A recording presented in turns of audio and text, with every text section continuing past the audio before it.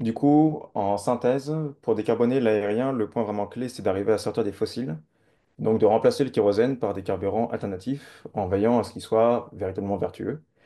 Donc si on parle côté biocarburant, typiquement, ça signifie qu'en bout de chaîne, il faut veiller à ce que ça n'induise pas de la déforestation. Et si on parle du coup de e-fuel ou e-carburant, il faut pas que ça utilise du coup du carbone d'origine fossile.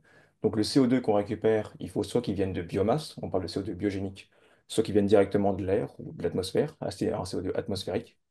Et au niveau de l'électricité qu'on consomme pour les différentes phases du procédé, il faut que ce soit une électricité qui soit exclusivement renouvelable ou nucléaire. Sinon, le bilan carbone risque de se retrouver à être au même niveau, voire potentiellement pire que le kérosène qu'on cherche à remplacer. Donc, il y a besoin de déployer massivement ces capacités de production de carburant durable, mais il faut être conscient également que ça va demander beaucoup de ressources en eau, en biomasse et aussi et surtout en électricité. Et donc, c'était un point du coup que j'évoquais avant, il y a besoin d'être réaliste.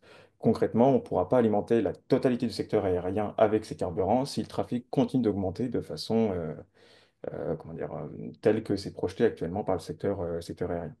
Et donc, il y a un deuxième sujet à aborder qui est hyper important, qui est le sujet de la modération du trafic. Pour résumer, ces technologies, du coup, elles sont nécessaires, mais il faut veiller à deux choses. La première, c'est que, elles soient développées justement dans le respect de critères de durabilité suffisamment exigeants pour que ce soit véritablement vertueux. Et la deuxième chose, c'est d'arriver à aligner les quantités de carburant qu'on produit avec les quantités de carburant dont on a besoin. Et ces besoins, ils dépendent de l'efficacité des avions sur lesquels travaillent les industriels, mais ça dépend aussi du niveau du trafic. Et même avec des gains d'efficacité très forts, si le niveau du trafic continue d'augmenter, ça fera trop de consommation pour que ces carburants alternatifs puissent l'alimenter. Et donc, il y a un deuxième sujet qui est très important, qui est le sujet de la modération du trafic aérien.